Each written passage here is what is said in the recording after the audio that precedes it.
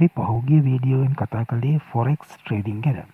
එදා මම අවසානයට කිව්වා කොටස් එහෙම නැතිනම් ස්ටොක් එක්ස්චේන්ජ් එකවත් ෂෙයා මාකට් ට්‍රේඩින් ගැන කියලා දෙනවා කියලා. අද මම සූදානම් වෙන්නේ ඊටම කෙටියෙන් ඔයාලා හැමෝටම තේරෙන විදිහට ෂෙයාර්ස් ගැන කියන්න. ඉතින් මොනවද මේ ෂෙයාර්ස්? කම්පැනි එකක් තමයි යාළුවගේ කොටස් ස්ටොක් මාකට් එකේ එහෙම නැතිනම් ෂෙයා මාකට් එකේ විකුණන්නේ. ඉතින් ඇයි කම්පැනි එකක් මේ විදිහට ෂෙයාර්ස් විකුණන්නේ? කෙටියෙන්ම කිව්වොත් කම්පැනි එකට යාළුවගේ අලුත් ප්‍රොජෙක්ට් වලට අලුතෙන් බ්‍රාන්ච් ඕපන් කරන්න අලුත් මැෂිනරිස් ගන්න වගේ දේවල් වලට සල්ලි අවශ්‍ය වෙනවා. එහෙම නැතිනම් කැපිටල් එක වැඩි කරගන්න ආර්ථිකව ශක්තිමත් වෙන්න වගේ දේවල් වලට. එයාලා මේකට විකල්ප දෙකක් පාවිච්චි කරනවා. එකක් තමයි ණයට ගන්න එක. අනික තමයි කොටස් විකුණන එක.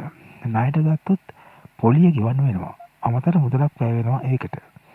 හැබැයි කොටස් විකුණුවොත් ඒකෙන් කෙලින්ම ආදායමක් ලැබෙනවා. ඒකට පොලියක් ගෙවන්න ඕනෙත් නැහැ. කම්පැනි එකක් එයාලගේ කොටස් ජනතාවට විකුණනවා. මේකට අපි කියනවා IPO එහෙම නැත්නම් ඉනිෂියල් පබ්ලික් ඔෆරින් කියලා. උදාහරණයක් විදිහට ඩයලොග්, සම්පත් බැංක්, ජෝන් කීරිස්, LOLC වගේ සමාගම් මේ විදිහට ජනතාව අතරේ කොටස් විකුණනවා. මේ අය CSE හෙවත් කොළඹ ස්ටොක් එක්ස්චේන්ජ් හරහා කොටස් විකුණනවා. ට්‍රේඩර්ස්ලට මේ කොටස් මිලදී ගන්න පුළුවන්. කොටස් මිලදී ගන්න අයට කම්පැනි එකේ අයිතියක් ලැබෙනවා වගේම කම්පැනි එක වර්ෂ අවසානයේ ලාභ ලබන විට එයින් කොටසක් ෂෙයා හෝල්ඩර්ස්ලා අතර බෙදී යනවා. ඒ වගේම තමයි මේ කොටස් ට්‍රේඩින් කරන්නත් පුළුවන්. ඒ කියන්නේ මිල ඉහළ යාමේදී විකුණන්නත් පුළුවන්. කොටස් වෙළඳ පොලේ කොටස් මිලදී ගැනීම විකිණීම මිල අනුව වෙනස් වෙනවා, ඉහළ පහළ යනවා. සාමාන්‍ය මාකට් එක වගේම තමයි ඉල්ලුම වැඩි වෙන විට මිල ඉහළ යනවා. ඉල්ලුම අඩු වෙන විට මිල පහළ යනවා. ඒ වගේම සමාගමේ ලාභය අලාභය අනුව මිල වෙනස් වෙනවා. රටේ ලෝකයේ ආර්ථික තත්ත්වය දේශපාලන තත්ත්වය අනුවත් මිල වෙනස් වීම සිද්ධ වෙන්න පුළුවන්. රජයේ බදු පොලි අනුපාත වෙනස් වීම නිසාත් මිල ඉහළ යනවා. ඒ වගේම පහළ යනවා. ඒ වගේම තමයි නායකත්වයේ විශ්වාසය මතත් මිල ඉහළ පහළ යනවා. CSE හෙවත් කොළඹ ස්ටොක් එක්ස්චේන්ජ් එක මෙන්න මේ වෙබ්සයිට් එකෙන් බලා ගන්න පුළුවන්. මේක ලංකාවේ එකම ස්ටොක් මාකට් එක.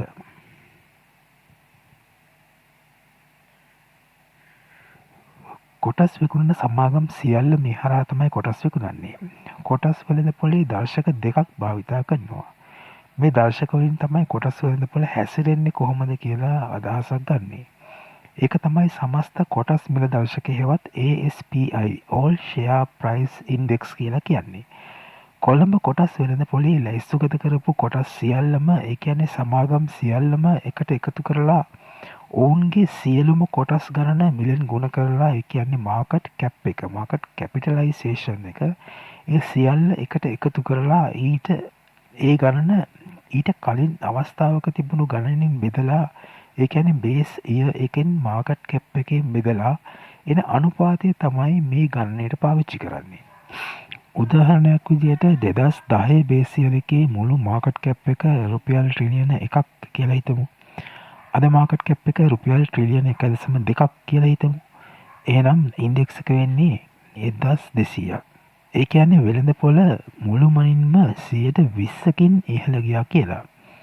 ඒක 2010ට සාපේක්ෂයි. කොටස් වෙළඳ පොලේ කොටස් මිල වෙනස් වෙනකොට මාකට් කැප් එක වෙනස් වෙනවා. එතකොට මිල දර්ශකයත් වෙනස් වෙනවා. සමස්ත මිල දර්ශකය මේකට අනුව වෙනස් වෙනවා. අනිත් දර්ශකය තමයි S&P SL20 කියන දර්ශකය. ලංකාවේ ප්‍රධානතම කොටස් වෙළඳ පොළ සමාගම් 20ක් එකතු කරලා හදන දර්ශකය තමයි මේක. ඉතින් මේ දර්ශක දෙකම පාවිච්චි කරන්නේ වර්තමාන කොටස් වෙළඳ පොලේ ඊට ඉහත වසරක් සමග සංශෝධනය කරලා අද තියෙන තත්ත්වය ගැන අවබෝධයක් ගන්න. ස්ටොක් ට්‍රේඩින් ඒ කියන්නේ කොටස් වෙළඳ පොළ ගනුදෙනු වල ක්‍රම තුනක් තියෙනවා. පළවෙනි ක්‍රමය තමයි ඩේ ට්‍රේඩින්. ඒ කියන්නේ එකම දවසේ මිලදීගෙන එදාම විකිණීම. දෙවැනි ක්‍රමය තමයි ස්විංග් ට්‍රේඩින් කියලා කියන්නේ. කිහිප දිනක් හෝ සති ගණනක් කාලයකට මේ ට්‍රේඩ් එක පවත්වාගෙන යාම තමයි ඒ ක්‍රමය. තුන්වෙනි ක්‍රමය තමයි පොසිෂන් ට්‍රේඩින් එහෙම නැත්නම් ඉන්වෙස්ටිං කියලා කියන්නේ. මේක මාස හෝ වසර ගණනාවක් තබා ගැනීම තමයි පොසිෂන් ට්‍රේඩින් එහෙම නැත්නම් ඉන්වෙස්ටිං කියලා කියන්නේ. ඉතින් මිලදී ගන්න කලින් මාකට් එක ඇනලයිස් කරන්න ඕනේ. ඒ කියන්නේ වෙළඳපොළ හැසිරීම බලන්න ඕනේ. මේකට මූලික ක්‍රම දෙකක් තියෙනවා. පළවෙනි ක්‍රමේ තමයි ටෙක්නිකල් ඇනලයිසිස්. මේකට පාවිච්චි කරනවා charts, indicators, patterns ඒ වගේවා. මේ patterns, indicators, charts වගේව බලලා තමයි මේ ටෙක්නිකල් ඇනලයිසිස් වලදී තීරණ ගන්නේ. ෆන්ඩමෙන්ටල් ඇනලයිසිස් තමයි අනිත් එක. ඒ කියන්නේ කම්පැනි එකේ ලාභ, ව්‍යාපාරික තත්ත්වය, පරිසරය වගේ දේවල් විශ්ලේෂණය කරලා ඇනලයිස් එකට තීරණය ගන්න එක තමයි දෙවෙනි ක්‍රමය. ෆන්ඩමෙන්ටල් ඇනලයිසිස්. අවසාන වශයෙන් කියන්න තියෙන්නේ කොටස් වෙළඳපොළ ගනුදෙනුවල අවදානම වැඩි. ඒ නිසා කවදාවත් ඔයා ළඟ තියෙන සියලුම මුදල් ගනුදෙනුවට යොදන්න එපා. වර්තමාන දත්ත අධ්‍යයනය කරලා මීට පෙර මාකට් එකේ හැසිරීම අධ්‍යයනය කරලා ඩිමෝ ට්‍රේඩින් එකක් පාවිච්චි කරලා මුලින්ම හොඳට පුරුදු වෙන්න. ඉක්මනට ලාභ බලාගෙන තීරණ ගන්න එපා. ඔයාලගේ මනස පාලනය කරගන්න එක අත්‍යවශ්‍ය දෙයක්. ඊළඟ පාඩමෙන් අපි ක්‍රිප්ටෝ ට්‍රේඩින් ගැන හැඳින්වීමක් කරලා 4වෙනි පාඩමේ ඉඳලා වඩා සවිස්තරාත්මකව ට්‍රේඩින් ගැන කතා කරමු.